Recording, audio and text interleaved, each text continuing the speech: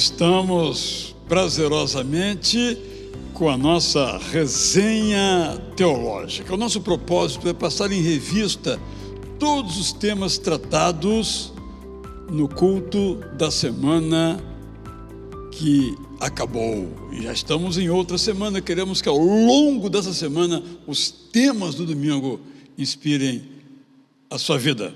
Estou aqui com o pastor Alcenir Mota, nosso pastor de missões, discipulado, terceira idade, leitura da Bíblia, múltiplas funções. E também aqui com o pastor Samir, confessor do Amaral, nosso pastor para as famílias, os casais, também muito ligado ao tema da mentoria espiritual. Estamos muito bem situados a esse respeito. Daqui a pouco temos um convidado, mas daqui a pouco eu digo quem é ele. Tudo bem, Alcenir, nosso pregador do domingo às 9 horas? Sim, pastor Gelo, nós vivemos um domingo mais uma vez muito agradável, né? Desde 7 horas da manhã, no nosso Momentos com Cristo, onde estudamos um tema bem interessante, que é a teologia da humildade, né? Esse sentimento de eternidade que nós temos dentro de nós, como é que a gente trabalha isso.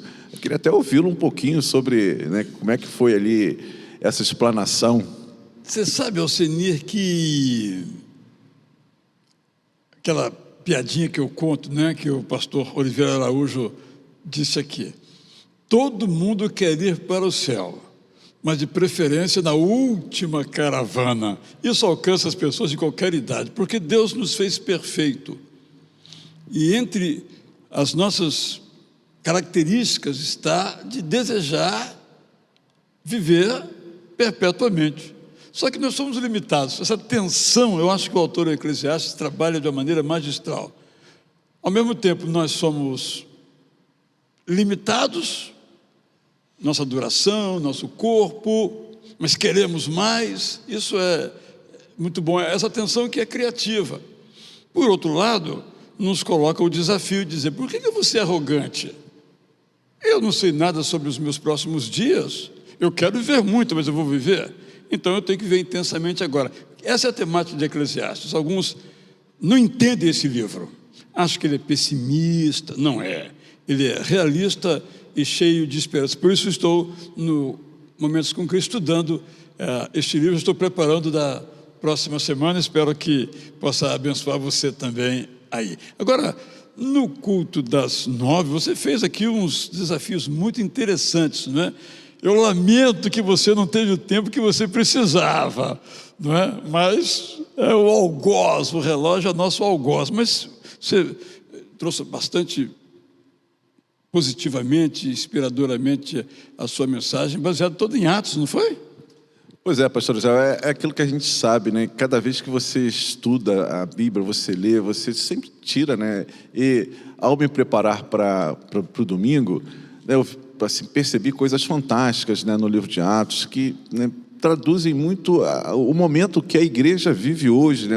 A questão da missão, né? Esse sentimento de missão que às vezes nós nos esquecemos. E aquele momento em que está ali os discípulos olhando para o céu, né, vendo a ascensão de Jesus, e chegam aqueles dois homens e falam: vem cá, Galileus, por que vocês estão olhando para o céu, né? Eu percebi ali, tipo, uma chamada de atenção, né? Olha, entre a ascensão e o retorno, existe uma obra a ser realizada, e vocês estão agora incumbidos desta obra, de desenvolver isso. E nós somos essas testemunhas, né? A gente tinha ali aquelas testemunhas primeiras, que receberam de Jesus diretamente essa orientação, né, de pregar o Evangelho em Jerusalém, em toda a Judéia, Samaria, até os confins da terra, e isso vai sendo sucedido, né, por gerações de crentes e de testemunhas, e hoje nós somos essas testemunhas. E aí você tem ali os princípios que foram desenvolvidos por aquelas primeiras testemunhas, que hoje precisam também estar presentes na nossa igreja. E aí eu fiz essa comparação e percebi que a Igreja Batista Cruçá, pastor Israel, tem cumprido e tem estado ali né, dentro daquela visão de ser uma igreja que crê num Jesus vivo. Uma pergunta é a seguinte: você foi da igreja para a Bíblia ou da Bíblia para a igreja? Eu fui da igreja para a Bíblia, né? Eu vi lá eu fui da Bíblia para a igreja. Isso aí. Eu vi lá os princípios, né, a ideia que Jesus... Porque né, se nós formos da igreja para a Bíblia, a gente vai acabar vendo o que não está lá, né? Isso, mas exatamente. se nós vamos da Bíblia para a igreja, vamos ver o que não está aqui e precisa estar, né? Mas a sua conclusão é que nós estamos bem na fita. Sim, né? A gente vai analisar. Tem vários princípios, né, que a gente pode, né, tirar ali do livro de Atos. Eu tirei só 6, né, mas eu vi todos eles presentes aqui. Agora, dentro daquela ideia de que a gente sempre pode melhorar o que está fazendo.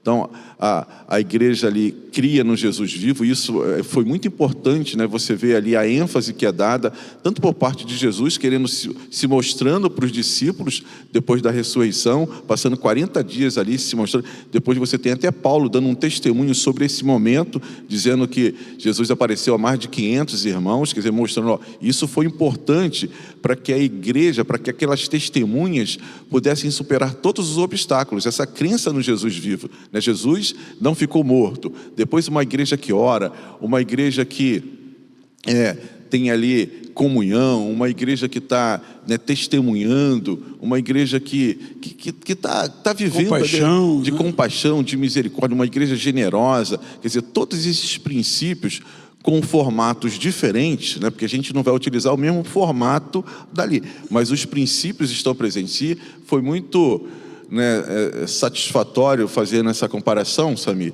e ver que a sua igreja, a minha igreja, a nossa igreja, a Igreja Batista Curuçá, está procurando cumprir com essa missão e testemunhando, né, com esses princípios. Dos pontos que o irmão trabalhou sobre a missão da igreja, trazendo ali em Atos e fazendo um resumo muito precioso do livro todo, colocando os pontos importantes, destacando para cada ponto da missão da igreja, como comunhão, a oração e tantos outros.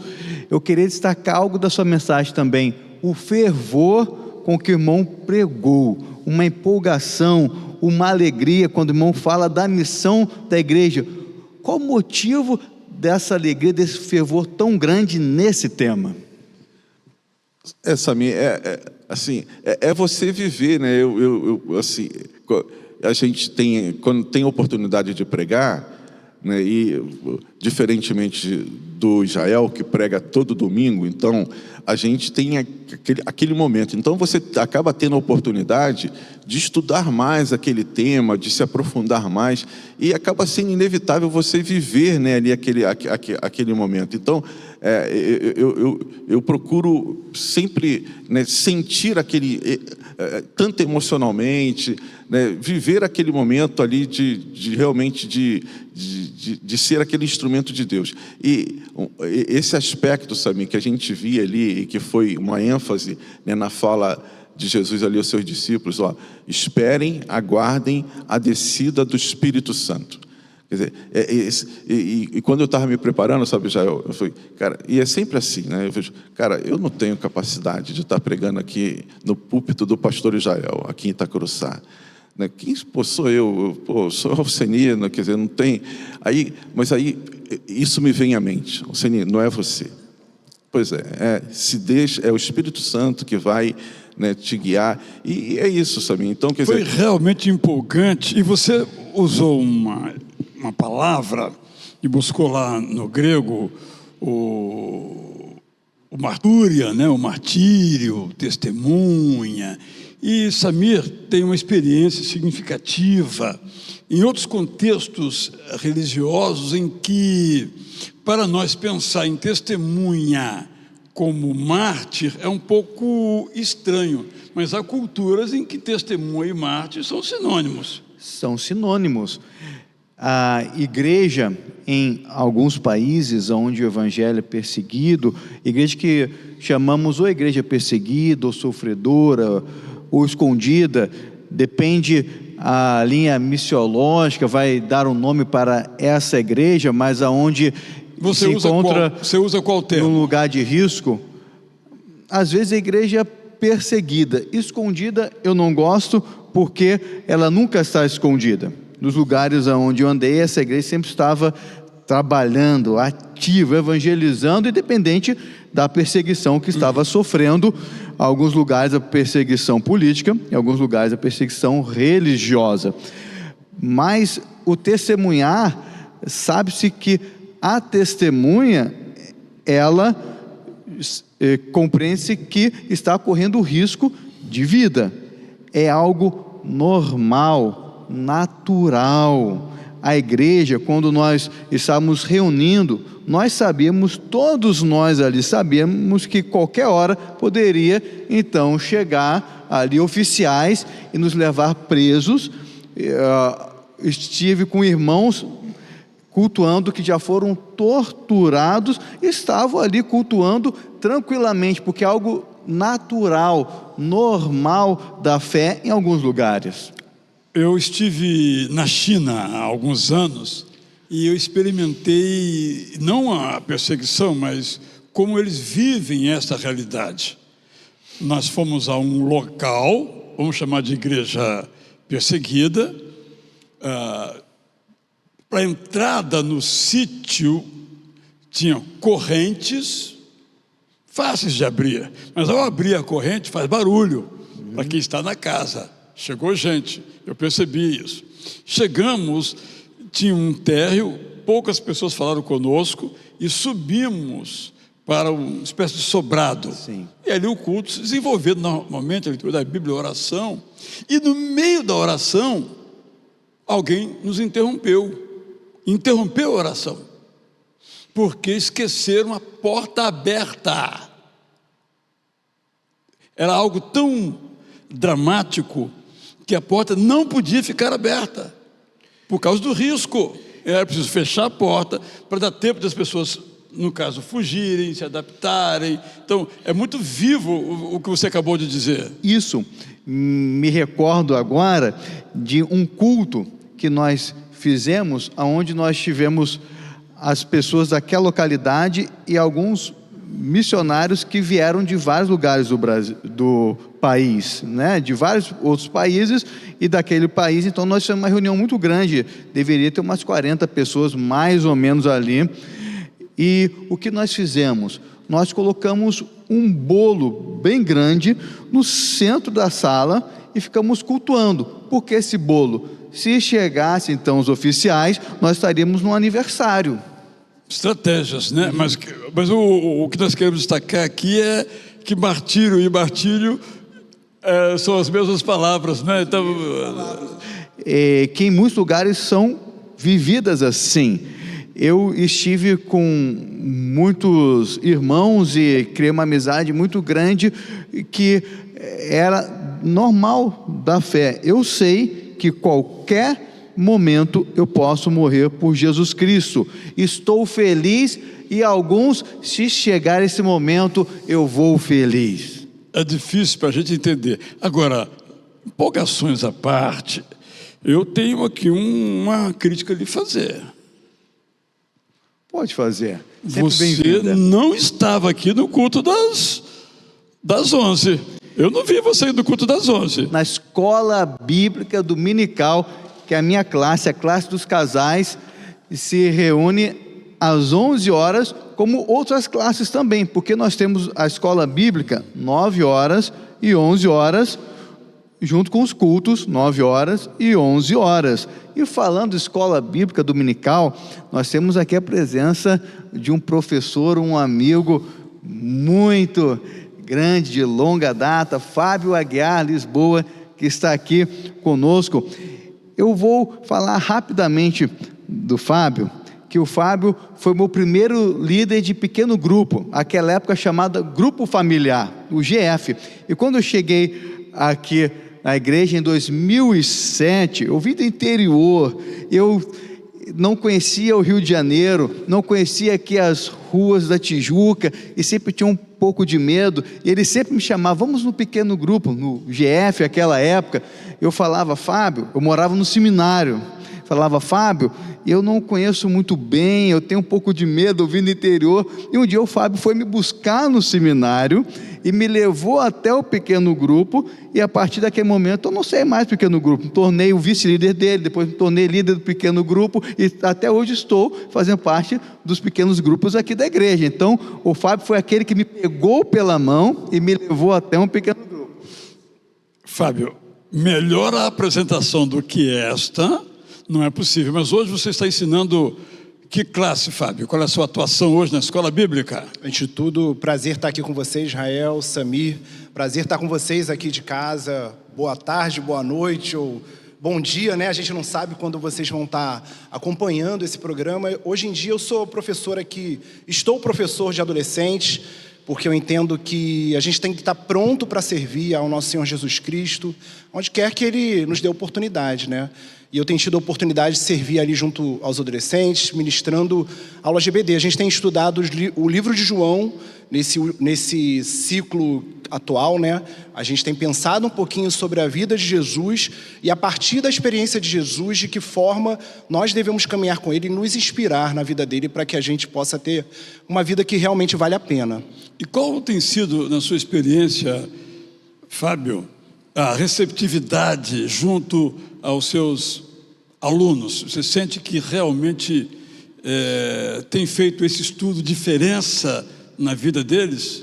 Com certeza, porque Jesus ele tem sempre algo para falar aos nossos corações e a nos ensinar, né? Eu percebo que o evangelista João ele tinha o objetivo de apresentar Jesus como o próprio Deus, mas também de apresentar para a comunidade para a qual ele destinou aquele texto, e que, inclusive nós, de que Jesus ele tem uma proposta de vida que muitas vezes ela é muito diferente da proposta de vida que a gente vive, né? Então é como se fosse um chipzinho que a gente tem que colocar novo para poder fazer uma reprogramação, vou usar essa metáfora.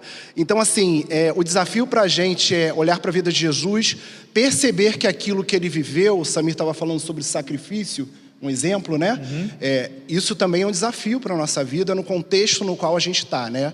Ele viveu num contexto histórico, social muito diferente do nosso, mas nesse contexto urbano... A pressão é forte em qualquer contexto, fala a verdade, né? A pressão para você seguir o que o apóstolo Paulo chama de pensamento do século, né? É muito forte. É verdade. Hoje talvez seja um pouco mais quantitativamente, mas também naquela época, né? Você já pensou assim, os gregos têm a filosofia, então quem é inteligente segue o pensamento grego. Os romanos têm o poder, quem é esperto está junto do poder. Ou seja, as tensões são muito próximas nesse sentido, né, Fábio? São contínuas porque é uma questão do ser humano, né, da nossa constituição como indivíduos. A gente, no último domingo, por exemplo, a gente falou sobre serviço. E aí eu dei um exemplo para os adolescentes para tentar aproximar. Qual o capítulo de João? Foi o capítulo 13. 13. E aí a gente começou pensando sobre serviço, que hoje em dia é muito comum as pessoas que têm alguma notoriedade social, elas fazerem alguma coisa para serem bem vistas, né? Elas querem trabalhar a imagem delas. Então, assim, Jesus convida a gente não para a gente ser visto pelos outros como uma pessoa boa ou legal, mas Ele nos convida para imitarmos Ele, porque a proposta de vida dele, quem Ele é, né? E que Ele nos convida a sermos imitadores dele, e isso é que dá satisfação real ao nosso coração. A gente vive numa época na qual a gente tem muita informação, inclusive aqui na igreja, né? A gente aprende muito. Mas o nosso desafio, e eu gosto muito de um pensamento do pastor Timothy Keller, de que não basta a gente saber, tá aqui na nossa cabeça, mas tem que descer para o nosso coração esse conhecimento, e ele tem que transformar o nosso ser. O coração para a comunidade judaica era a instância mais profunda do ser, né? Era ali que estavam os desejos, a percepção de realidade das pessoas. Então o convite para a gente é esse. Então quando a gente pensou em serviço, Jesus, a passagem que a gente estava estudando é a passagem do lava-pés. Jesus ele tira a capa, ele amarra uma toalha, ele se aproxima dos discípulos e ele fez algo que só as pessoas menos valorizadas naquela comunidade faziam, que era numa realidade na qual as pessoas andavam em em estradas de barro e sujavam seus pés, a prática era qual? As pessoas menos valorizadas, escravos, ou uma pessoa dentro da casa, uma criança talvez, né? Que eles tinham essa estratificação social, eles iam lavar os pés daquelas pessoas, e Jesus faz aquilo. E ele tinha acabado de entrar em Jerusalém, sendo exaltado como o Rei dos Reis, o Filho de Deus, no capítulo 11 de João. E eu imagino assim, me colocando no lugar dos discípulos, o sentimento deles de espanto e de pensar assim, olha, ele não é o rei dos reis, não é o próprio Deus, como é que ele está fazendo uma coisa tão pequena? E Jesus nos convida a isso. Conversando com os adolescentes sobre isso, também me lembrei lá do Sermão do Monte, no qual ele fala que a gente deve fazer algo, a mão direita faz algo, a mão esquerda não deve nem saber disso, no sentido da humildade. Então, diferente do tempo no qual a gente vive, no qual as pessoas, elas esperam um tipo de... como posso falar? Uma aprovação social, querem ser bem vistas, a gente deve fazer sem esperar nada em troca. Você nunca sabe se a pessoa faz porque ela sente ou porque vai ser sentido como tendo sentido, né? A máscara total, né? É verdade. E eu acho que a proposta de Jesus também tira da gente um peso. Porque se a gente espera a aprovação dos outros, ou a nossa própria aprovação, nós somos seres humanos e os outros são também. Então, nunca vai ser satisfeito isso. Mas Deus nos ama da forma que a gente é, independente da nossa trajetória, e a gente fazer isso para Ele traz uma leveza nessa dinâmica de servir e traz propósito para a nossa vida, que eu acho que é o mais importante. E o estudo em João vai continuar em João? Continua, a gente ainda está no capítulo 3, ainda tem uma trajetória aí um pouquinho longa, a gente vai até o final do Evangelho, então tem esse ciclo. Se alguém que está nos acompanhando tiver interesse de participar, não apenas os adolescentes estão fazendo esse estudo, mas a igreja toda, né, pastor? Exatamente. Então, assim, eu acho que é uma coisa muito interessante, porque se você é pai de adolescente, eu sou pai de 2 crianças, uma de 2, mandar um beijo aqui para o Gabriel e para a Marina também, que vão nos assistir. Claro, já tem que fazer aquele endomarketing. Trabalho de casa, né? Deixa eu trabalhar minha imagem um pouquinho com os meus filhos aqui. Mas eles trabalham também as mesmas temáticas e a gente tem a oportunidade de conversar um pouquinho sobre isso e é muito legal. Inclusive o pastor Davi, no culto das 11, que você não estava, mas já está justificado. Está justificado, isso. O Fábio também não estava. Não, eu estava, mas eu estava aqui fazendo uma mediação do meu filho para participar, mas foi legal, muito positiva, ver porque aqui, a experiência foi... A Marina estava ali, sentadinha ali, eu me lembro bem dela, isso. Cantando, foi muito bom, então. Mas você acha, Fábio, assim, até quero que o Samir também responda essa pergunta, esse negócio de escola bíblica não é um negócio um pouco ultrapassado, não? Eu acho que é fundamental para a nossa trajetória como cristãos, porque se a gente fala que quer ser um imitador de Cristo, a gente só pode imitar aquilo que a gente conhece. E a Bíblia é que nos traz esses princípios e verdades para que a gente possa realmente caminhar de uma forma realmente fiel em relação ao nosso Senhor. Porque senão fica uma coisa de achismo, né? Eu acho isso, eu acho aquilo. É a Bíblia, né? É a Bíblia. E a gente está num tempo no qual a gente fala muito, né? Eu estou falando demais aqui, o Samir está querendo participar. E nas redes, eu acho que as redes sociais, elas são um sinal muito claro disso. Eu trabalho com comunicação e é muito curioso a gente perceber que as pessoas elas têm uma sede de se colocarem no espaço público, né? Elas querem falar sobre tudo, mas muitas vezes sem uma fundamentação. Então, quando a gente pensa na nossa experiência de vida, Samir está falando um pouquinho aqui dos grupos familiares que a gente participou durante muito tempo juntos, era uma oportunidade da gente aprender sobre a Bíblia. Os grupos pequenos, agora que a gente está tendo outro momento, é uma oportunidade da gente aprender sobre a Bíblia e pensar como aplicar para a nossa vida, que eu acho que esse é o maior desafio.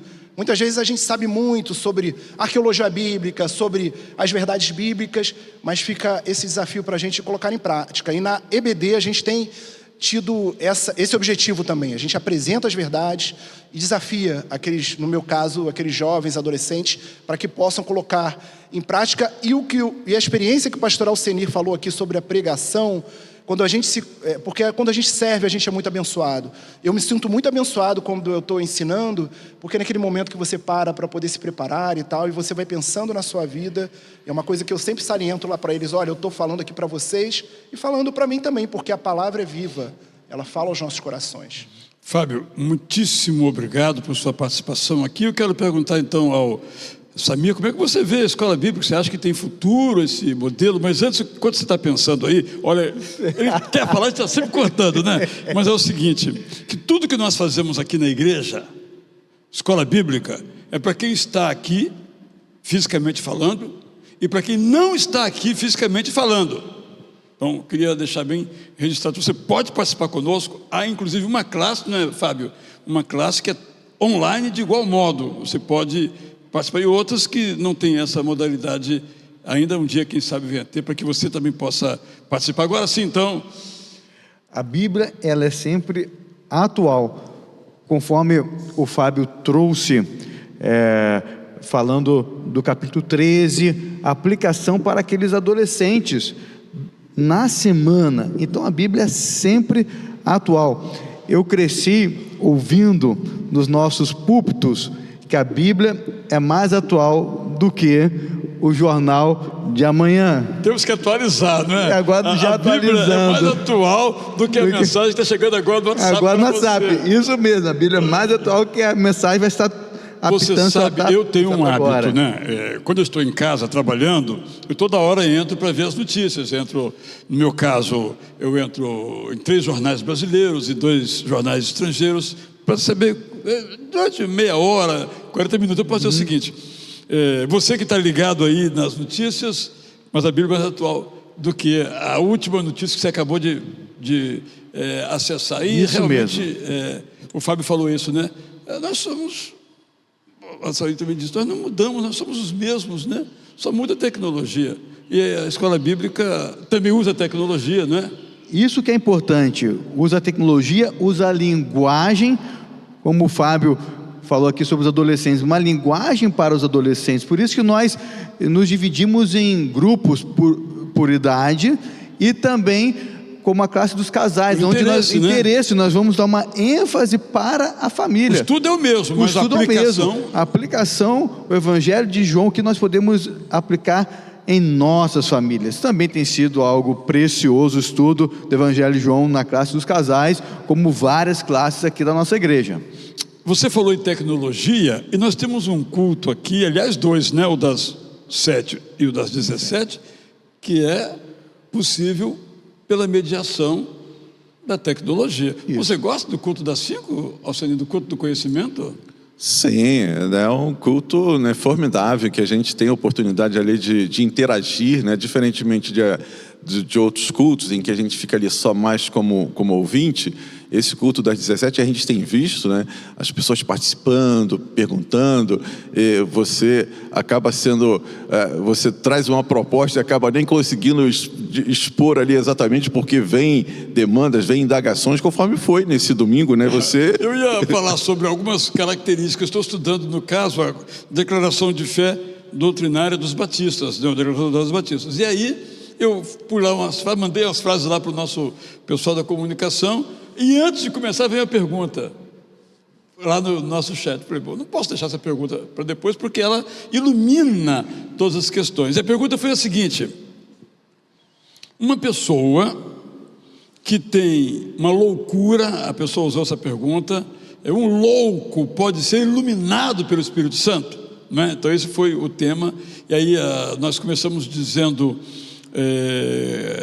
o que significa loucura, suas variáveis, e foi assim, durante uma hora, para mim, eu aprendi muito, entendeu? E as pessoas interagindo, essa é a coisa. Não, mas inclusive tivemos um testemunho muito interessante de uma de nossas participantes ali, nossa irmã aqui, em que ela falou de um parente. Eu tive um tio que tinha uma doença mental muito séria, e que, no entanto, foi alto funcionário de um banco público, nunca foi curado, mas graças às orações teve melhorias e tocou a sua vida para sempre. Então acho que esse testemunho dela já respondeu a pergunta. O Espírito Santo pode nos iluminar independentemente da nossa condição, né?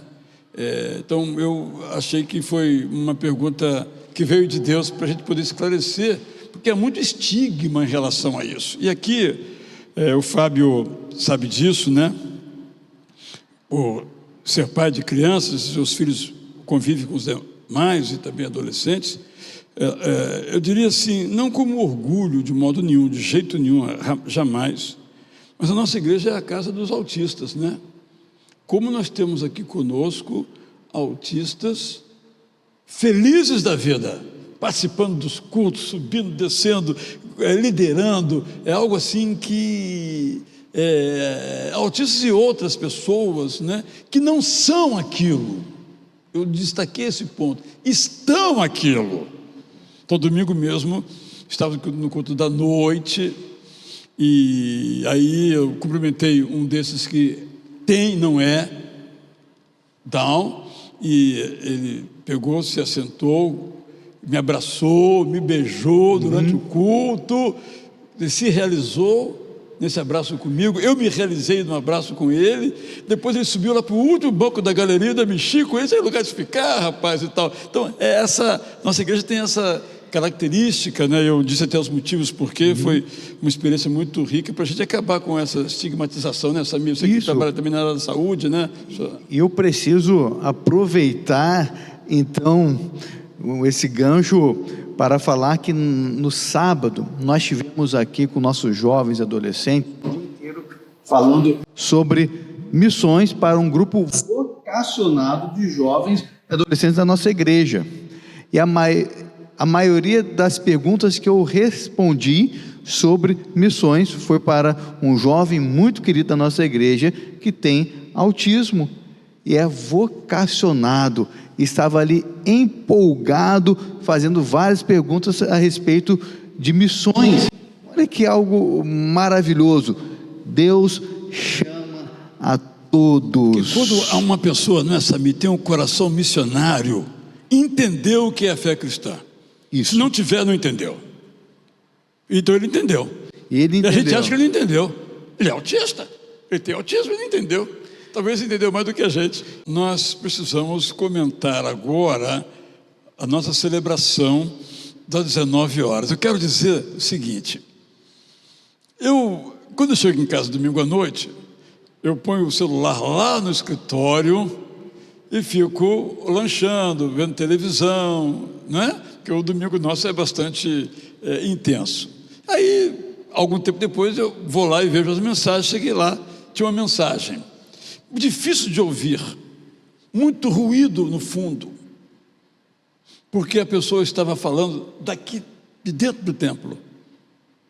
Quando acabou, disse: que culto maravilhoso, e falou um monte de coisa e tal. Então, eu acho que realmente foi esse sentimento na porta, as pessoas me cumprimentando também, que culto maravilhoso. E eu deixo esse registro. Você que não veio esse culto, perdeu, você pode ver todos os nossos cultos, você pode ver, não tendo visto, você pode ver de novo nesse mesmo canal aqui.